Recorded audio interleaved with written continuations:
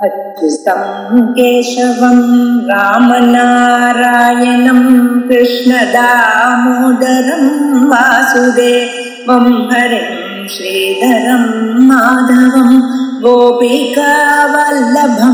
जानकीनायकं रामचन्द्रं भजे।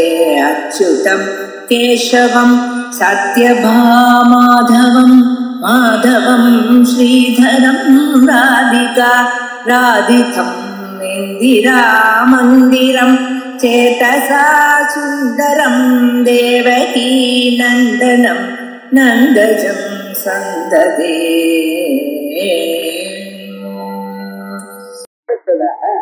ईशान प्राणद प्राणः श्रेष्ठ प्रजापतिः हिरण्यगर्भो भूगर्भो माधवो मधुसूदनः. பகவானுடைய நாமங்கள் ஈசானஹ. இந்த மந்திரம் எங்க இருக்குன்னு, இந்த நாமம் எங்க இருந்ததுன்னு தெரியும் எல்லோருக்கும். ஈசான சர்வ வித்யானாம் ஈஸ்வர சர்வோதானாம் பிரம்மாதி பிரம்மணோ சொல்ல வேண்டிய இருக்கு. ஆகையால் இந்த ஈசானஹாங்கிற நாம வேத பிரயுக்தமான நாமான்னு நமக்கு தெரியும். அதுக்கு என்ன அர்த்தம்? வீட்ட ஐஸ்வர்யே அப்படிங்கிற அர்த்தம். ஈசானஹான்னு சொன்னா எல்லா பிராணிகளையும் கண்ட்ரோல் பண்றார், அதனால அவருக்கு ஈசன். ஈசன் அச்சயலேஸ்வர் ஈசா வாஸ்யமிதம் சர்வம் எத்திஞ்ச ஜகத்யாம் ஜகத் தேன தியக்தேன புஞ்சீதாஹ மாத்ருதக்கஸ்ய திருஷ்டனம். முதல் உபதேசம் நமக்கு சொல்வது வேதங்கள். தாங்கள் எதை பார்த்தாலும் எப்பொருளை பார்த்தாலும் அப்பொருளின் பரம்பொருளை பார்க்க வழக்கப்படுத்திக் கொள்ளுங்கள். எதை பார்த்தாலும் டேபிள பார்த்தாலோ சேரை பார்த்தாலோ புத்தகத்தை பார்த்தாலோ மனுஷால பார்த்தாலும் எல்லாம் பரமாத்மான்னு கொஞ்ச நேரமா தியானம் பண்ணுவோம். அப்ப இப்படி பண்ணினேன்னா என்ன ஆகும்னா, நிஜமாவே பரமாத்மா எங்கேயும் காணப்படுவார், எங்கும் பரமாத்மா தான் இருக்க. ஆனா நமக்கு என்ன அந்த திருஷ்டி வேற விதமா போயிடும். அதுக்கு மேல அத்தியஸ்தமான பொருள்களை பார்த்து பார்த்து நமக்கு இப்பொருளை பார்த்துத்தான் வழக்கமா இருக்கே தவிர அதுல அதிஷ்டானமா இருக்கிற பொருள் நாம் பார்க்கிறத மறுத்து விட்டோம். வெகு நாட்களாக ஒண்ணு இன்றொன்றாக பார்த்து பார்த்து வழக்கின்றோம். ஆகையால் பொருளை பொருளாக பார்க்கிறோம், பொருளுக்கு அடிப்படையாக இருக்கிற தத்துவத்தை நாம் அதிகரிப்பை. ஆகையால் நல்ல வழிக்கு வரணும். ஏனால் நாம் என்ன பண்ணணும், பொருளுக்கு அடிப்படையாக என்ன இருக்கோ அதை நாம் பார்க்கணும். அதுக்காக ஈசா வாஸ்யமிதம் சர்வம் அப்படிங்கிறது. தன்னிதானம் ஜெகதோமஹேவயம் அப்படின்னு தன்னிதானம்னே திருத்தி சொல்றது. உலகத்தை எல்லோரையும் கண்ட்ரோல் பண்ணக்கூடியதான ஒரு தத்துவம். நம்ம எல்லோரையும் கண்ட்ரோல் பண்ண முடியுமா சார் அப்படின்னு யோசனை பண்ணி பாருங்க. இதுக்காகத்தான் தனியாகவே சொல்லும் பொழுது மேன் மேனேஜ்மெண்ட் அப்படின்னு ஒண்ணு ஆரம்பிச்சிருக்கோம். ஹியூமன் மேனேஜ்மெண்ட் அப்படிங்கலாம், ஹியூமன் ரிசோர்சஸ் மேனேஜ்மெண்ட் இருக்கிறான். என்னென்னமோ சொல்லிட்டு இருக்கா, எவனால ஒண்ணும் பண்ண முடியல. மனுஷனை கண்ட்ரோல் பண்ண முடியாது. ஏனென்றால் மனுஷனுக்கு தனியாக ஒரு மனசு மற்ற பிராணிகள் மாதிரி இல்லை. இவனுக்கு தனியாக மனசு. அதுலயும் யோஜனை பண்ணாம சாதாரண மனுஷன் அழைச்சா பார்த்தீங்களா, அவளை கண்ட்ரோல் பண்ணிடலாம். மாவு தைத்தாதுன்னு சொல்றான். இத படித்தவன் இருக்கான் பார்த்தீங்களா, இவனை ஒண்ணும் பண்ண முடியாது.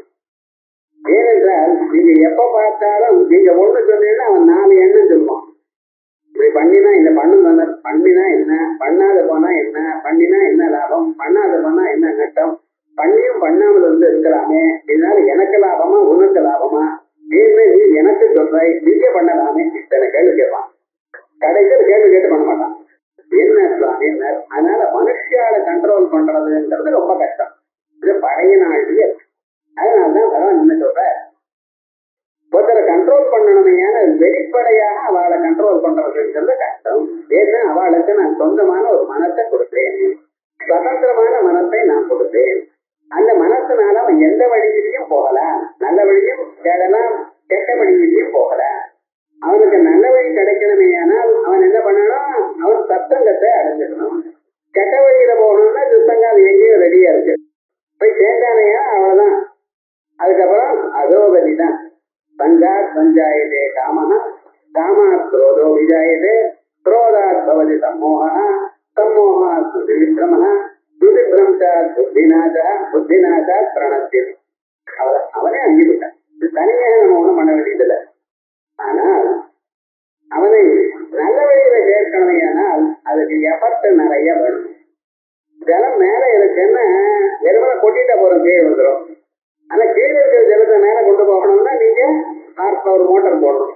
அப்பதான் இதை கொண்டு போய் மேல எடுத்துட்டு போக முடியும். கீழே தான் முடியாது. அதே போலயே மேல் நிலைய ஒரு மனிதனை அடையணுமே ஆனால் அதற்கு அவனானவன் முயற்சி பண்ணணும். என்ன முயற்சி? சத்சங்கத்தை தேடணும். சத்சங்கத்தை நிசங்கத்தும், நிசங்கத்தை நிர்மோகத்தும், நிர்மோகத்தை விட்டலதத்தும், விட்டலதத்த ஜீவன். இப்படித்தான். ஆகையால் இந்த அளவுக்கு அவன் வரணுமே ஆனால் அவனை நம்ம சாதாரணமாக திருட முடியாது. அதுதான் என்ன பண்ணிட்டார்? ஈஸ்வரன் நம்ம இதயத்தை உட்கார்ந்து இருக்க தினமிட்டால் வேற எங்கேயோ எடுத்தா கஷ்டம் இந்த மனுஷன் சரி பண்றதுங்கிறதுக்கா. ஆகையால் இதயத்துக்குள்ளே தேவானு பிராபிதது நமக்குள்ள போந்துட்டு இருக்க. போந்துட்டு அவர் என்ன பண்ற? நம்மளுடைய மனத்தை எப்பொழுதும் பார்த்து கொண்டே இருக்கிறார். என்னைக்கு தாங்கள் உங்க மனசுல ஒரு நல்ல எண்ணம் உண்டாச்சோ அந்த எண்ணத்தை கண்டினியூஸா இருக்கும்படி பார்க்கிறேன். உங்களுக்கு அப்பப்ப வாழ்க்கையில சத் சங்கத்தை கொடுத்து கொண்டே இருக்கிறார். ஆனா சத்சங்கத்தை நமக்கு காட்டினாலும் நிறைய சமயத்துல நம்ம என்ன பண்றோம்? மிஸ் பண்ணிட்டே இருக்கோம். இந்த சத்சங்கம் இருந்தாலும் சரி பார்ப்போம் அப்புறம் அப்படின்னு போயிட்டு ரொம்ப பெரியவர் நல்லவர் அப்படின்னு. ஆனா பை நேச்சர் என்ன பண்ணிட்டு இருக்கோம்? ஜலமானது படி கீழே ஓடுற மாதிரி இந்த மனுஷியால் சாதாரண மனுஷியால சேர்ந்து தன்னுடைய வாழ்க்கையை அதை பண்ணிட்டு இருக்காரு. அதனால அவளை கண்ட்ரோல் பண்ணணும். அவளுக்கு அப்பப்பொழுது நல்லதை பண்ணி கொண்டிருக்கணும் என்பதற்காகவே அவர் ஈசானனாக இருக்கிறார். சர்வபூத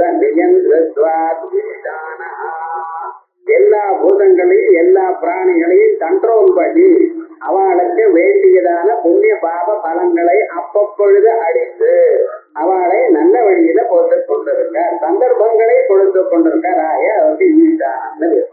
பிறகு பிராணத பிராண சேஷ்ட பிரஜாபதி. அடுத்த செட்டப் நாம பிராணதா பிராண சேஷ்ட சிரேஷ்ட. இந்த 4 நாமக்கள் பிரஜாபதினு வச்சுக்கோ. இந்த நாமக்கள்னா அந்த பகவானுடைய இரண்ய கர்ப்பஸ்வரூபத்தை காட்டுறது. பகவானே சுத்த பிரம்மமா இருந்தது மாயில பிரதிபலித்த பிறகு அவர் என்ன ஆயிட்டார்? ஈஸ்வரன் எனக்குடையதான பெயரை அடைந்தார். முதல்ல மாயில, அதுக்கு முன்னால ஈஸ்வரன் பேரு கிடையாது. சுத்தமாக நாமரூபங்கள்ல இல்லாதான சுத்த பிரம்மமா அந்த நித்திய சுத்த புத்த முக்த சுபாவமாக இருந்தார். உபநிஷத்து சுத்தமபாபவித்தம் வித்ய சுத்தம் நித்திய புத்தம் சொல்லிட்டு இருக்கிறேன். எங்க இருக்கிறது கேட்கறது? வித்ய சுத்த புத்த சுபாவா அப்படின்னு இந்த சிம்ம உபநிஷத்துல இருக்கு. அதை இவர் சுத்தமபாபவித்தம் ஈஷாவாசிய உபநிஷத்துலையும் இருக்கு. அந்த எப்பொழுதும் சுத்தமாகவும் எப்பொழுதும் முக்தனாகவும் எப்பொழுதும் அறிவு வடிவமாகவும் பரமாத்மா இருந்து கொண்டிருக்கிறார். அவர் மாயையோட சேர்ந்தான மாயையில அவருடைய பிரதிபலனம் ஏற்பட்டது. அடுத்ததுமே அவருக்கு என்ன பேரு? ஈஸ்வரன் பேரு. அதனால சிவ சத்யாயுக்தோ இடிபவதி சக்த பிரபவிதும் நதேதேவம் தேவோ நகலு குதல ஸ்பந்திதும் அப்படின்னு அந்த சக்தியோட சேர்ந்த பிறகு உலகங்களை எல்லாம் உண்டாக்கி காப்பாற்றி அழிக்கக்கூடியதான ஒரு சக்தி அவருக்கு வருகிறது. அதற்கு முன்னால் அவர் அவைகள் இல்லாமல் இருந்தார். நதேதேவம் தேவோ அது இல்லாத போனால் நகலு குதல ஸ்பந்திதும் அப்படின்னு கேட்கிறது. ஆகையால் அந்த பரமாத்மா முதல்ல சுத்த பிரம்மமா இருந்தவர் மாயையோட சேர்ந்தவரை ஈஸ்வரனா ஆயிட்டார். அந்த ஈஸ்வரனா இருக்கும்போது எல்லா விதமான சக்திகளையும் பெற்றவர். வெறும் கையில சக்தி இருந்தா போராது. அதை ஆக்சுவலா பண்ணிட்டாங்க. எனக்கு சமைக்க தெரியும்னு சொன்னான். சமையல நியாயம் பண்ணணும், அதை வைக்கணும். அப்படி இல்லை, என்னைக்காவது ஒரு நாளாவதும் பண்ணணும். அப்படி அவர் என்ன பண்ணினார்? அடுத்ததாக ஹிரண்ய கர்ப்பர் எனக்கூடியதான உருவத்தை எடுத்துக் கொண்டார். இதான் சொல்லப்படுது. ஹிரண்ய கர்ப்பஸ்தமவர்த்ததாக்ரே பூதஸ்திரேகாதேது சதாதார பிருதிவீஞ்சாமதேமாம் தஸ்மை தேவாய அவிதாவிதேமா அப்படின்னு நிறைய மந்திரங்கள் இதே மாதிரி சொல்லியிருக்கு. இப்ப இந்த ஹிரண்ய கர்ப்பனா, அந்த ஹிரண்ய கர்ப்பனுக்கு இன்னொரு பேர் என்ன? பிராணன். அவர் தான் உலகத்தில் இருக்கிற எல்லா மனுஷியாளுடைய புலன்கள்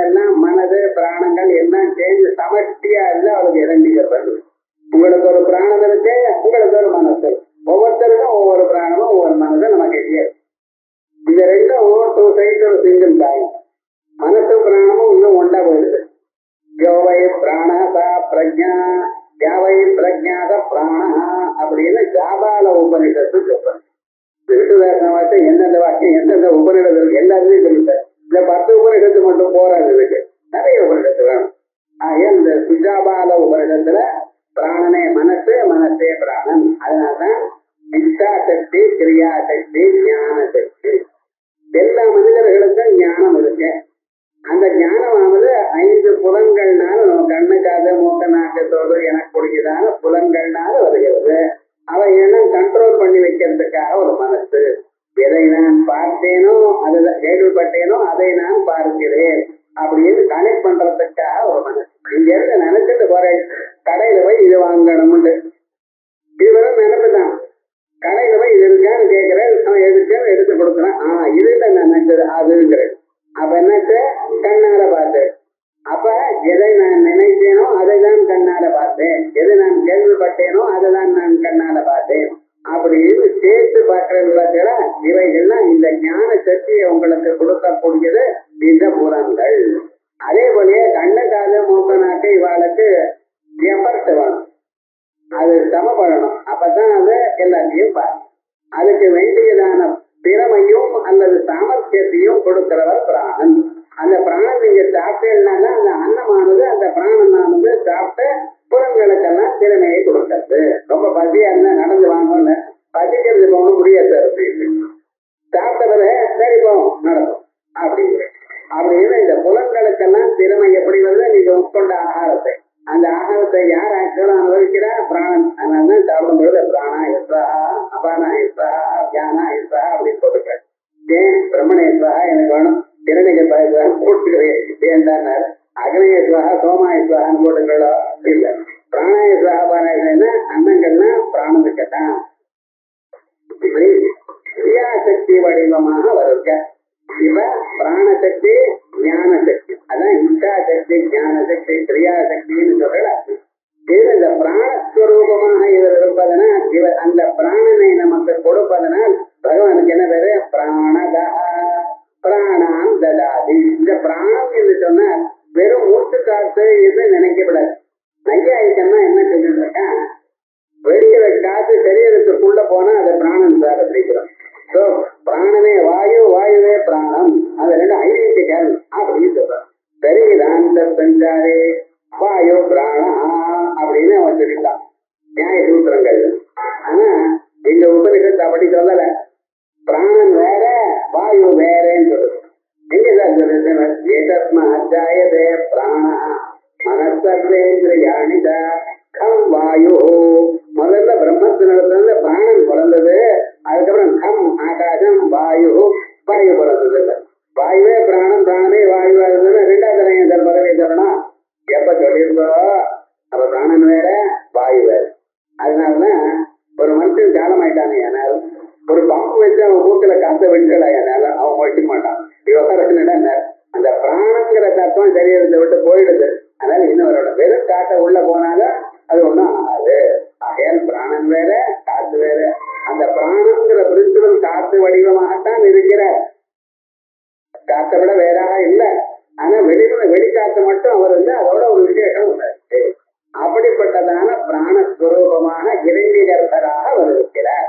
அவரே அநேக வடிவங்களை எடுத்துக்கொண்டு தேவானாம் காரிய சித்தியர்த்தம் ஆவிர்பவதி தாயதா உற்பன்னே ஜதா லோகே தானித்யாப்திய விதியதே அப்படின்னு நல்லோர்களை காப்பாற்றுவதன் பொருட்டு எப்பொழுது வெவ்வேறு உருவங்களை எடுத்துக் கொள்கிறாரோ அப்பொழுது அவர் பிறந்தார் என்பதான என்று சொல்வது வழக்கம். பரித்ராணாய சாதூனாம் விநாசாய துஷ்கிருதாம் கர்ம சம்ஸ்தாபனார்த்தாய சம்பவாமி யுகே யுகே. யுகே அவ்வப்பொழுதுன்னு அர்த்தம். ஒரு யுகத்துக்கு ஒரு வாரம் அர்த்தம் இல்லை, அப்பப்ப பரவேன். அது மாதிரி இரண்யகர்த்தராக உருவத்தை எடுத்துக்கொண்டார். அந்த இரண்யகர்த்தர் பிராணஸ்வரூபம் சமஷ்டி பிராணம். இப்ப இந்த மைக்ரோ லெவல், மேக்ரோ லெவல்னு 2. எப்பவுமே கொஞ்சமா இருந்தா சில லாபம் இருக்கு, சில நஷ்டங்கள் இருக்கு. அதிகமா இருந்தா சில லாபங்கள் இருக்கு, சில நஷ்டங்கள். இது சாதாரண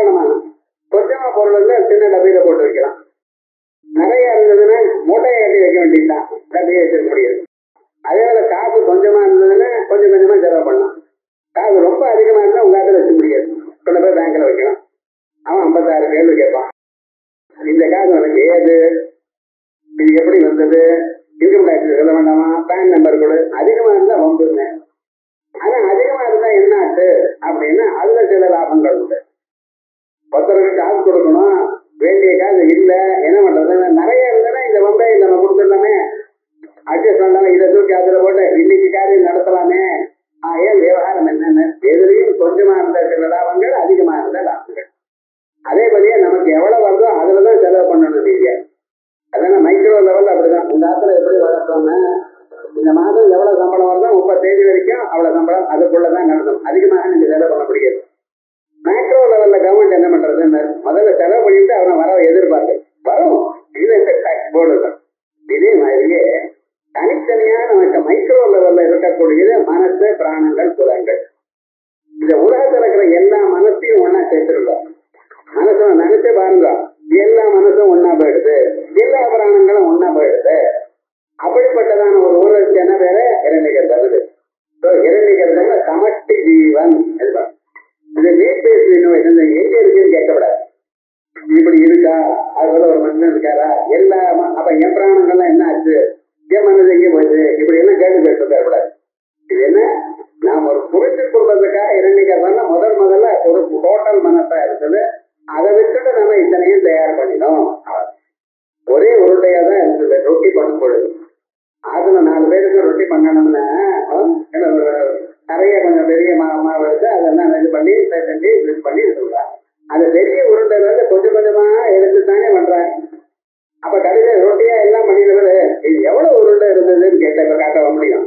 அதே போல இப்போ உலகம் உண்டாயிடுது. இப்ப இரண்டிகர் வர காட்டணும்னு நான் ஆனா என்ன எல்லாம் உண்டாகிறதுக்கு முன்னால டோட்டலா இருக்கக்கூடியதான புத்தியாகவும் மனசுக்கும் சேர்ந்து இரண்டிகர் தான் சொல்றது. அவருக்கும் பிராணம்னு பேரு. உபநிஷத்துல அவரையும் பிராணம்னு பேரு. அவர் தான் நமக்கு இந்த பிராணங்களை எல்லாம் இந்த சரீரத்துக்குள்ள பிராணனை கொடுத்தார். என்னைக்கு பிராணனை கொடுத்தார்?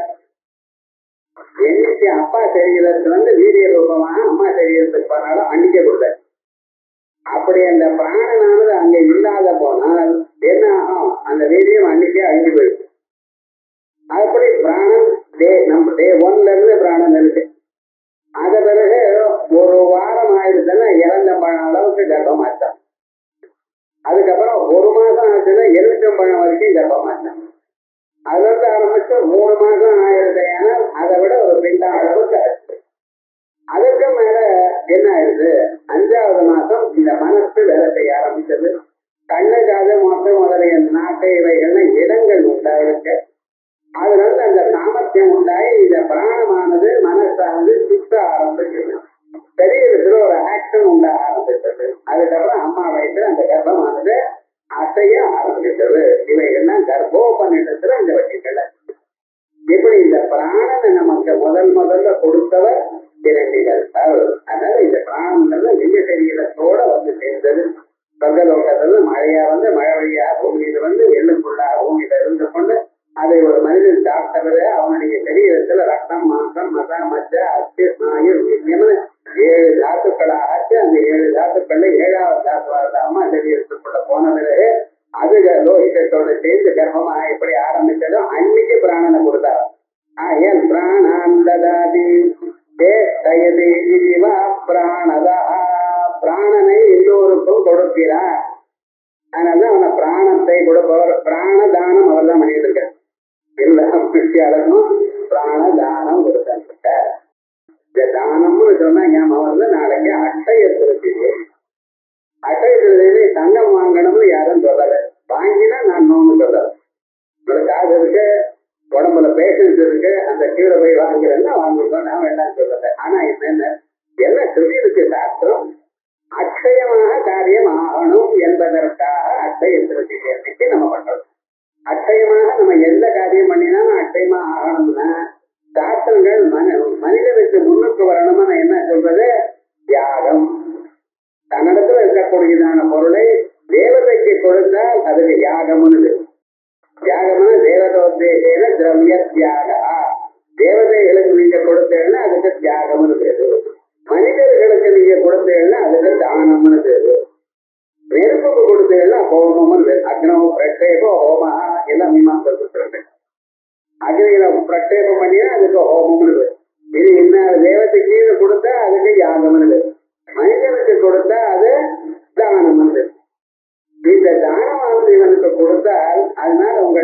பாபங்கள்லாம் போகும், புண்ணியங்கள் அதிகரிக்கும்.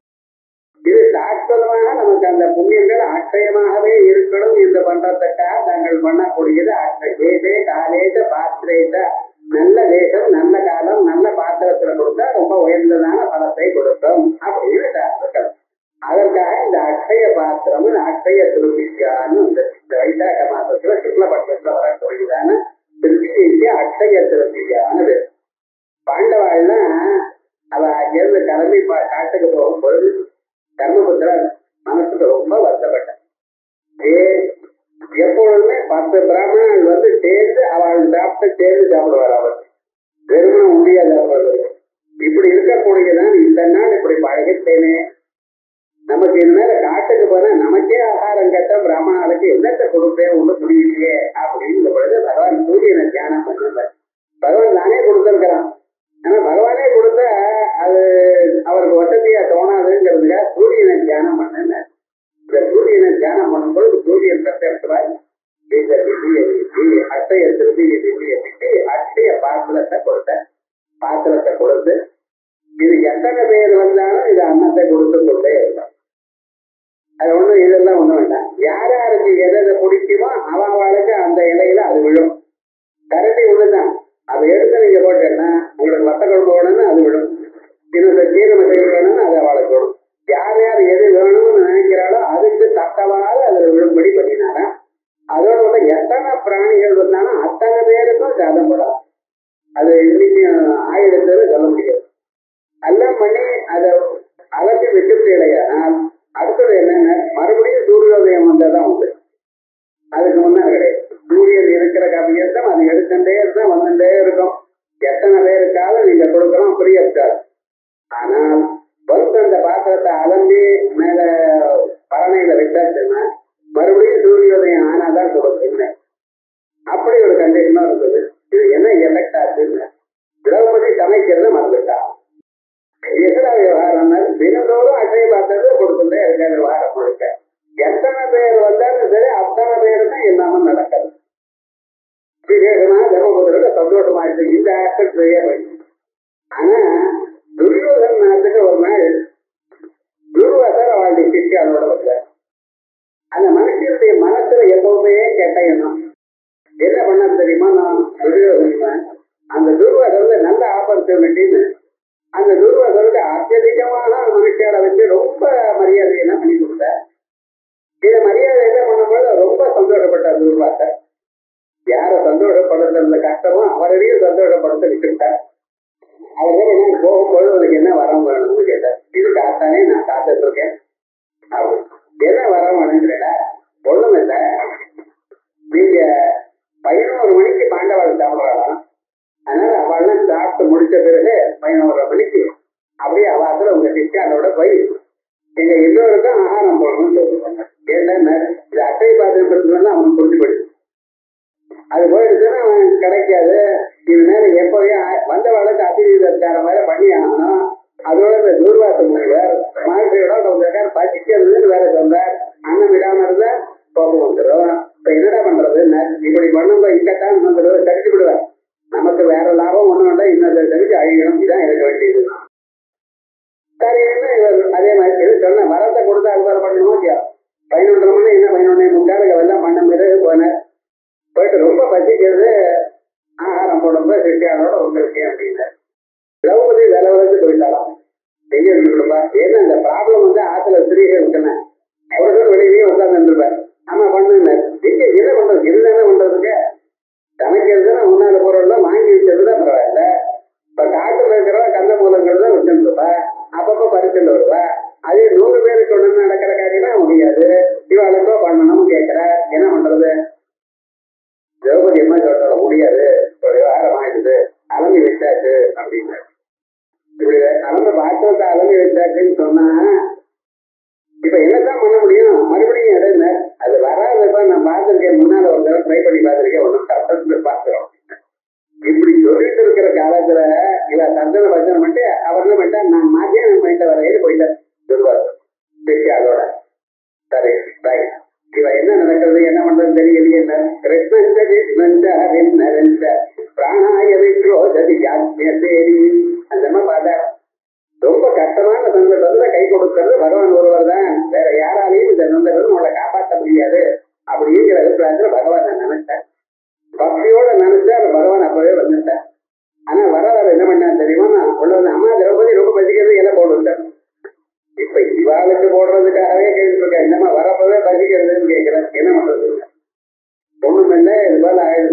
விதை போடணும், ஒன்றும் கொடுக்கவேன்னு ரொம்ப கஷ்டம் தான், ரொம்ப சிரமமா இருக்கு, ஆனா ஒன்றும் கொடுக்க முடியாத நிலையில இருக்கேனே அப்படின்னா, ஏன் உங்ககிட்ட அசை பத்திரம் கூட எடுத்துன்னு வந்தேன்.